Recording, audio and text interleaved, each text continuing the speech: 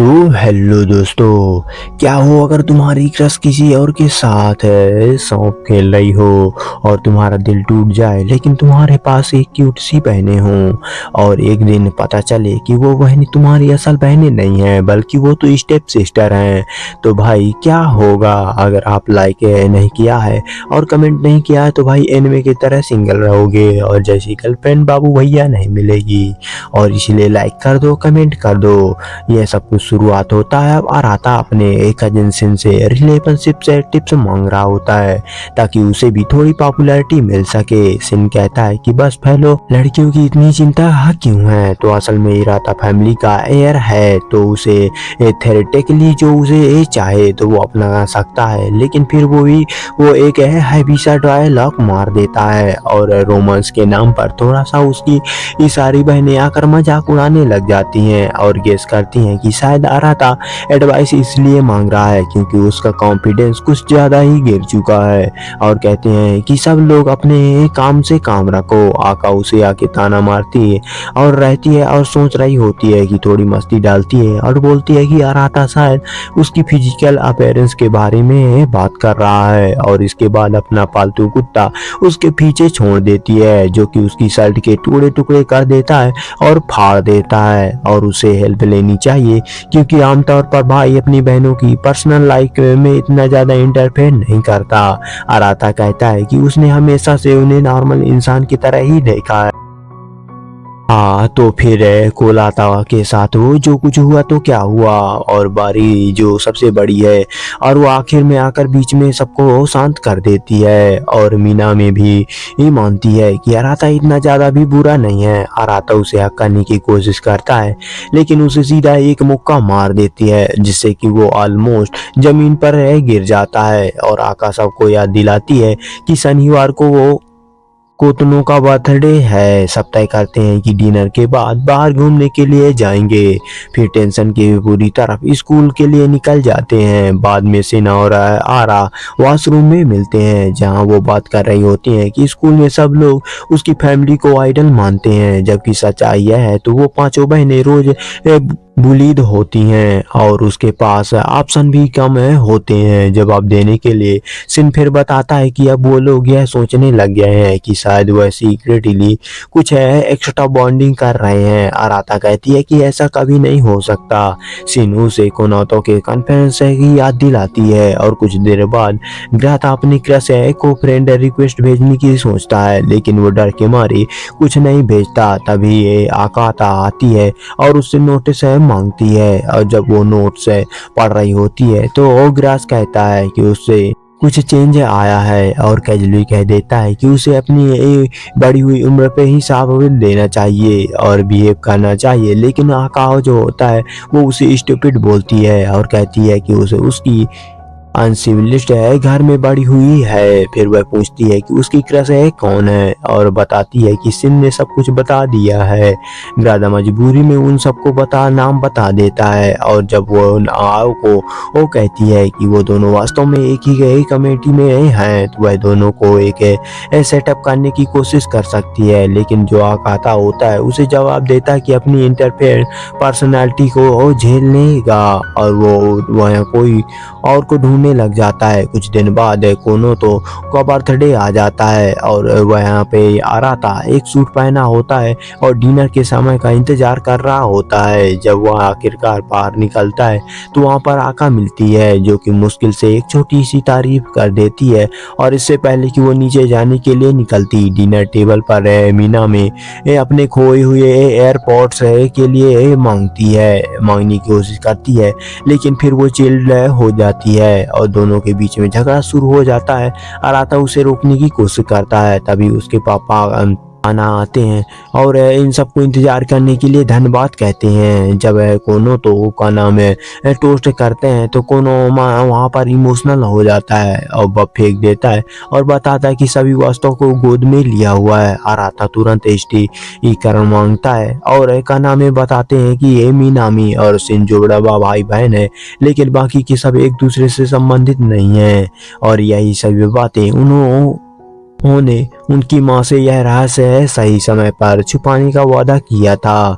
फिर थोड़े से डिनर जारी रखने के बाद जैसे कुछ हुआ ना हो, लेकिन सभी लोग मानसिक रूप से थोड़ा सा अलग हो जाते हैं। कुछ देर बाद मेड उन्हें आकर चाय सर्व करती है और आती है, लेकिन भंडारी उसे कहते हैं कि वो आराम से चाय सर्व कर सकती है। और जब वहाँ पर आओ आती है और कहती है कि उसे यह सब सुनकर थोड़ा सा महसूस हो रहा है, शायद मीना में उसे ओवर थिंकिंग करने के लिए कहते हैं। फिर वो बारी बारी पूछते हैं कि क्या उसे पता चला या फिर उसे पहले से यही पता था, क्योंकि वो हमेशा से उनके साथ रही है। और बड़ी कहती है कि उसने अपने बचपन से ही कुछ ज्यादा यादें याद नहीं है। फिर भी वो सभी को अनाथ में उन जो कि लकी है बॉस जीता हुआ होता है और उनका रिश्ता वैसे ही रहना चाहिए। यह सब कहने के बाद सब अंदर जाकर आराम करने चले जाते हैं। लेकिन कुछ देर बाद आराता वो भी थिंकिंग करने लग जाता है और सोचता है कि एक बात है ले लेना चाहिए। वो ड्रिल बॉक्स सेट के पास जाकर कबर है सोचता है और शायद से कुछ नहीं बदला, लेकिन तभी वो कोनोता को बाथरूम में देख लेता है और तुरंत माफी मांगने लगता है और वहां से निकलने लगता है। लेकिन कोनोता उसे कहती है कि वो उसकी पीठ को स्कैपिंग कर दे और करने में मदद करे। और जबकि वो दूसरी तरफ जो सिन है आओ को बात कर रहे होते हैं कि आओ सोचने लग जाती है कि अचानक से सच के अक्सर बाहर आने से क्या होगा, खासकर जब उसे हमेशा आराता को अपना जुड़वा भाई माना है। सिन क्या बताता है कि उन्हें सिर्फ इस बात की चिंता करनी चाहिए कि ये समाज क्या कहेगा जब यह सार्वजनिक लोगों को इसे बीच आराता को बाहर जाने के लिए रोक देती है। और आराता शौक होकर फ्रीज हो जाता है और डर के मारे सारे शायद उसे अपना बर्थडे गिफ्ट बनाना चाहती है, जबकि वह अपना आत्मनियंत्रण बनाने की कोशिश करता है और आकाओ से कहता है कि वो लोग वास्तव में एक परिवार हैं और शुरू कर सकते हैं, क्योंकि कानून में इसके हिसाब से ऑलरेडी सिबलिंग से शादी कर सकते हैं। और हाँ, उनकी बात ये लॉजिकली भी है। फिर आकाओ गुस्से में आकर कहती है कि तुम सिर्फ अपने परफेक्ट मौके का इंतजार कर रहे हो। अपनी कृपी मोड दिखाने के लिए आराता तुरंत अपना गार्ड वापस से लगाता है और कहता है कि उसके दिमाग में सिर्फ सिस्टर टाइप पॉजिटिव थॉट हैं। और जो होता है वो आओ बेवकूफ़ी के साथ उसके बात को मान लेती है और उस रात के बारे में बात करने लग जाती है जब आराता उसने कहा था कि अपनी चीज़ें ठीक से ढक कर रखे। और उस बात को याद करने के बाद उसकी दिल हल्की सी सैर हो जाती है और दौड़ जाती है। और वेचिंग उसे कहता है कि आराता को थोड़ी देर आराम करने देना चाहिए, लेकिन उसका आका पूछती है कि क्या मुझे पता है कि आराता को और कोनोता के बीच में असल क्या हुआ था। तो वेचिंग कुछ भी कहने से मना कर देता है क्योंकि आराता ने उसे कसम खिलाई थी और वही सच है, किसी को नहीं बताना। तो आकाओ फिर कहती है कि सभी लोगों को यह पता है कि आराता कभी भी उसके साथ कुछ गलत नहीं करेगा, यह सब सिर्फ उसे मजाक उड़ाने के लिए कह रहे थे। थोड़ा सोचने के बाद आराता अब बताता है कि उस रात कोनोता से अचानक जब जेबे के उसे हर गए किए हुए बात को याद दिलाता है, जब उसने उसे मना किया था कि उसने सीधे इनकार कर दिया था। जब आराता उसे धीरे से दूर कर रहा था तो तभी गेम रूम पर आ गए थे और गलतफहमी हो गई थी। आराता कोनोतो को पर मूव कर रहा था, इसीलिए आराता ने सिर्फ सिन को सच बताया था ताकि बाकी लड़कियों को कोनोता को परेशान ना कर सके। यह सब सुनकर आओ कहती है कि उन्हें कोनोतो को साथ कुछ करना चाहिए, लेकिन सिन उसे याद दिलाता है कि वह अभी छोटी है और शायद वह सामान्य और प्यार के बीच में कंफ्यूज हो गई है। जब कहती है कि वह कोई गुरु ज्ञान ना दे, सिन सहमति जलाता है और कोनोता को वहां से जज करता है और गहरे से हो जाता है। और खासकर जब उन्हें पता चलता है कि सभी खून से संबंधित नहीं है, तो उस बाथरूम में से आराता कोनोता से पूछती है कि कहीं उसकी दिमाग में हवा तो नहीं चल रही। पर कोनोता उससे फिर से अपने प्यार के नजरिए से कहती है कि उसे छोड़ने से मना कर देती है। जब आराता कहता है कि उसके बीच में कभी भी कुछ नहीं हो सकता, तो कोनोता कहती है कि उसने पहले ही पढ़ लिया है और अपने भाई से प्यार करने का क्या मतलब हो सकता है। फिर वह हार नहीं मानती और आराता से उसे धीरे से अलग करता है और समझाता है कि वह फिर से कंफ्यूज है। फिर आराता वादा करता है कि वो उसका हमेशा ख्याल रखेगा और ताकि जब उसका दिमाग वजह एक पार कर लेगा तो इमोशनली मैच्योर हो जाता है और तय करता है कि जो कुछ भी हुआ वो किसी और को नहीं बताएगा और बाहर निकलने लगता है तो कोनो तो फिर से बाथरूम से बाहर चली जाती है और कहती है कि तुम जैसे दिलदार और हार्टलेस इंसान को कभी नहीं मिलेगी। और तभी कान्हा अपने आपको यकीन दिलाने की कोशिश कर रही होती है और उन्हें वे पूरे परिवार को जो होता है तोड़ने पे हुआ ही कोई वर्थ नहीं है, सिर्फ इस वजह से क्योंकि उसने अपनी पत्नी से वादा किया था। लेकिन वरना उसकी ही मेडिसिन को इंटरफेयर कर देती है ताकि उसके बाद पे और भी ज़्यादा जजा आ सके। और उसी वक्त आराता वापस अपने कमरे में जा रहा होता है, वो देखता है कि शायद उसके बिस्तर पर बैठी है और वो कैजुअली तरीके से पूछता है कि क्या वो रास्ता भटक गई है। जब वो उससे पूछती है आराता कहाँ गया था तो वो उसे आराता झूठ बोल देता है कि बस वो थोड़ी सी वॉक करने गया था। लेकिन साया उसकी बात नहीं मानती और थोड़ा उस कमरे में इधर उधर घूमने लग जाती है। जब सब रॉक पेपर सीजर खेल रहे थे तो कमरे का चुनाव किया गया था और उसने सबसे छोटा कमरा मिला था जबकि ओकाओ को सबसे बड़ा कमरा शायद मिला था। और रैंडम फैमिली मेमोरीज के बारे में ये बोल रही होती है। अराता सोचता है कि इसका उसकी ये अचानक डिटर्मिनेशन मोड एक्टिवेट होने से क्या मतलब है और उसके कमरे में एक्टिवेट हो गया। फिर अचानक उसके बिस्तर पर उसे धक्का दे देती है और उसके ऊपर झुक जाती है और जैसे उसकी हार्ट रेट चेक करती है तो अराता अपने दिल में सोचता है कि हे भगवान मुझे क्या हो रहा है। और हर बार टेस्ट करता हूँ जैसे ही वो उसके चेस्ट से हटती है तो वो कहती है कि वैसे काफ़ी नहीं है जैसे मैंने सोचा था तुम। तो अराता तुरंत बोल पाता है कि फिर मुझे बनाने की कोशिश क्यों कर रही हो। कैजुअली बोलता है कि वो तो बाथरूम में थी जब वो कोनोता के तुमसे मुलाकात है कि अराता उसे तुरंत दूर करता है लेकिन उसकी तारीफ भी करता है और टेप्सनेस के बावजूद भी उसने सिबलिंग्स के तरीके से बिहेव किया।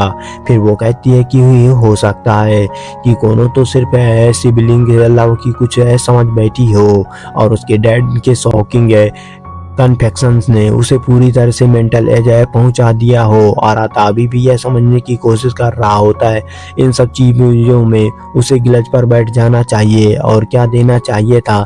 तभी एक से प्लेन करती है कि एक टेस्ट था ताकि तुझे एक रियलाइज हो सके तू हमें लीवर्ड की तरह मत देखना चाहे हम असल में भाई बहन हो या ना हो। अराता बोलता है कि ये कोई लेफ्ट क्रीपी तरीका नहीं था। क्या कैजुअली कहती है कि इजी मैं तुम्हें पसंद नहीं करती हूँ ये और कोई इमोशनल अटैच नहीं है। फिर वह याद दिलाती है कि ये हम भाई बहन हैं और कभी कुछ फ्रिकी हो सकता है फिर भी हमें उसे रिलैक्स करती है और टेंशन मत ले तू मेरे नज़र में एक अगली है।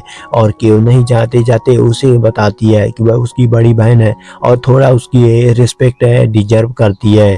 कमरे के बाहर निकलने के बाद वहाँ एक सेकंड के लिए रुकती है और चेक करने लग जाती है कहीं उसकी एक्स पेरेंट में कुछ इमोशनल रेप्टिस नहीं आया और छोड़ तो नहीं दिया। और आप समझ लेती है कि वो उसके करीब होने का कोई मतलब नहीं था। तभी मनामी वहां से आकर पूछती है कि अराता के कमरे से बाहर निकल रही है और सिया क्लिकली बोलती है कि कुछ नहीं तुरंत निकल जाती है। और अगली सुबह अराता उठता है और नए रेलिंग्स और रेड टेस्ट के साथ स्कूल के लिए तैयार होता है। जैसे ही वह उस कमरे से बाहर निकलता है और बहंगे लैब कोर्ट में खड़े होते हैं और उसके साथ कुनोता भी होती है। अराता कंफ्यूज हो जाता है और पूछता है कि तू पागल तो नहीं हो गई है। बाराती बताती है कि बस ट्राई कर रही हूँ और बहुत प्लॉट का शेप हाईलाइट हो रहा है और नहीं अराता इरिटेट हो जाता है और सुबह सुबह स्टूपिड सवाल है मत पूछो। तभी बारी कोनोता से बोलती है कि टेंशन मत ले वह तुझसे नफरत करता है। और अराता सारी बोलने लग जाता है और कोशिश करता है लेकिन कंफ्यूज हो जाता है।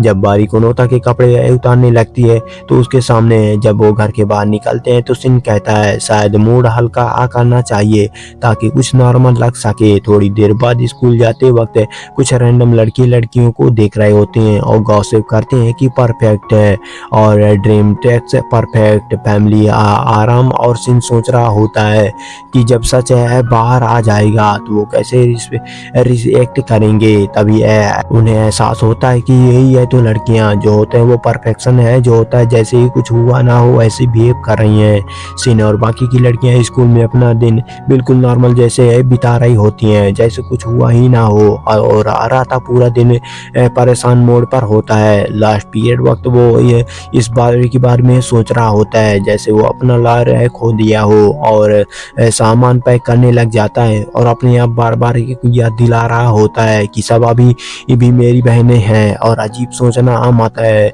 और तुरंत मीना आ जाती है और उससे पूछती है कि प्रैक्टिस में छुट्टी मार दी गई क्या। तो मीनामी कहती है कि नहीं, आज तो कोची को ब्रेक दे दिया है। वो दोनों साथ में वॉक करते हैं और आराता से कह रहा होता है, तेरे ऊपर इतना प्रेशर है फिर भी तू लगातार मेहनत कर रही है, स्कूल की सबसे पॉपुलर टेनिस प्लेयर होने के बावजूद भी। जस्ट जब भी उसे कॉम्प्लीमेंट देने वाली होती है तो तीन लड़कियां आ जाती हैं और उसके साथ फोटो खिंचाने लग जाती हैं और ऐसे घूर रही होती हैं जैसे कि वो कोई सेलिब्रिटी ही हो। और बेरोजगार है पॉप सिंगर फैंस है भी और भी ज्यादा होते हैं। और आराता सोचता है कि फाइनली लड़कियां चली गई। आराता पूछता है कि लड़कियां भी तुझे क्यों इतना पसंद कर रही हैं। तो मीनामी जो है यही कहती है कि एक बार मैंने इन लड़कियों को एक लड़के के यूनिफॉर्म में पहनकर फोटो डाल दिया था और अब इन लोगों को लगता है कि मैं भी इनकी टीम कूल हूँ। और आता अपने नेसिफ के हाथ है पकड़ लेता है और साथ ही कभी कुछ ऐसा ना हो ओ लक है नहीं होता। फिर जेस्टर्स करता है और वहाँ पे चले जाते हैं और दिन में मजे करते हैं। और मीनामी बताती है कि ब्रेक मिला है और इसीलिए क्योंकि वो प्लेसमेंट टेस्ट में फेल हो गई है। और मोमेंट आराता को याद आता है कि राइट है, यह तो हमेशा से कमजोर स्टूडेंट रही है। और आराता के चल पड़ता है और पढ़ाई के लिए कहता है कि मदद कर सकता है और उसे एक रेस्टोरेंट में ले जाता है और उसे बेसिक कॉन्सेप्ट समझा रहा होता है। जब उसके चेहरे पर नजर पड़ती है तो आराता सोचता है कि हाँ भाई एक केयरफुली आदा है और पीछे सब कुछ है दीवारों में समझ आता है। समझ आने के बाद मीना में कहती है कि थोड़ा डिफिकल्ट पार्ट भी उसे डिटेल में समझाए। तो आराता एक्स्ट्रा अफोर्ट डालकर उसे एक्सप्लेन करता है और आर्ट करता है। और सीक्रेट ब्रेन के हिसाब से जब वो एक्सप्लेन करना खत्म कर देता है तो मीना में एक्ट करती है जैसे हर वर्ड उसके दिमाग पर आ गया हो। और आता क्योंकि उसका टेस्ट लेता है और हर सवाल गलत होता है। वह सोच रहा होता है कि बेकार केस है, लेकिन उसी मोमेंट पे मीना में माइक ले लेती है और एक गाना गाने लगती है और उसकी फ्री स्पिरिट है देखकर आराता हार मान जाता है। और कुछ देर बाद वो दोनों बहनें निकल आते हैं। आराता उससे कहने वाला होता है तो नेक्स्ट स्टूडियो सेशन कब रखेंगे। तो उसकी एक क्रश किसी और के साथ चल रही हुई दिखाई देती है। वो तुरंत छुप जाता है और घर जाते वक्त मीना में कहती है कि तेरा साथ है गाना गाना मजेदार था। आराता तुरंत याद दिलाता है कि हम पढ़ाई कर रहे थे, तू तो बस आयकू को कब्र भेजने वाली थी। डिनर के बारे में बात छेड़ती है तो वो डिनर दिन है गाना गाने की वजह से जबरदस्त थी। और फिर पूछती है कि तूने सोचा कि हमारे असली पेरेंट्स कौन होंगे। तो शायद डैड को से दोबारा बात करनी चाहिए जब कॉन्फ्लिक्ट एक्सप्रेस हो जाएगा। तो कोनोता के लिए जब सबसे छोटी बहन है वो उसे टीसी आराता सोच रहा होता है कि शायद मीना में इतनी बेकार उसे याद दिलाता है कि वह सीक्रेट है ही खत्म रखना चाहता है वरना अटेंशन आर्टिवेट हो जाएगा। और जैसे कि मीना में कैजुअली कहती है कि देखे चलो हम असली सिबलिंग्स तो नहीं है, जैसे बॉन्ड बना है उसके लिए कोई फर्क नहीं पड़ता। और आराता बात सुन रहा होता है और सोचता है कि शायद यह लड़कियां वाकई में मैच्योर हो रही हैं। लेकिन फिर बम गिरता है और कहती है वैसे टेंशन मत लो, तेरी क्रश ऑलरेडी किसी और के साथ स्पेशल ट्रीट कर रही है। आराता तुरंत रिएक्ट करता है और कहता है तू जानती कैसे है। तो मीना में चिल्ड होकर उसे बोलती है कि अलका ने उसे सब कुछ बता दिया है और तेरी प्यारी लव लाइफ के बारे में अब पब्लिक नॉर्मल बन चुकी है और तूने वाकई में कार्ड पर ध्यान देने की बजाय एक अच्छा भाई बनने में फोकस कर देना चाहिए। फिर जाकर उसे आराता सिर पर एक थप्पड़ मारते हुए कहती है कि अब तू लूजर है, हाँ घर के आके गेम खेलेगा। तो आराता फैक्टली यही जवाब देता है कि तू पहले अपना ब्रेन को वॉश कर ले और अपडेट कर। लेटर होम मीना में अलका को एक एक करके डब्बा देती है, साथ ही उसकी एडमायर कर रही होती है। क्लब रूम में भी हिल गया था और सारी के सारी अलका थैंक्स कहती है और पर मीना में उसकी लाइट से रोस्ट हैंड समझ लेती है और नेक्स्ट टाइम पर अपना सामान संभाल कर रखना। कुछ दिन बाद आराता अपना एस्टर्न हॉल से मॉर्निंग रिचुअल पूरा करता है। जब निकल रहा था तो कोनो तो मिलती है, बस ग्रीट करते हुए तुरंत चली जाती है। रास्ता सोचता है कि बस अब वो नॉर्मल हो रही है, लेकिन साइजम इस क्लियर करती है और कहती है कि तमीज से बात कर, जैसे मैंने तुझे कल कहा था। अराता श्योर हो जाता है, कहता है कि कोतूनो उससे केस में कोई भी दिक्कत नहीं आ रही। तभी मीना में एंट्री लेती है और फुल कैफीली जंक में एनर्जी के साथ होती है और वो याद दिलाती है कि कैसे गेम रूम में कल रात की बेइज्जती हुई थी। फिर ड्रोमेटिक टोन में कहती है कि सेम पाई। साई तुरंत रिएक्ट करता है और बोलता है क्या आप बोलो।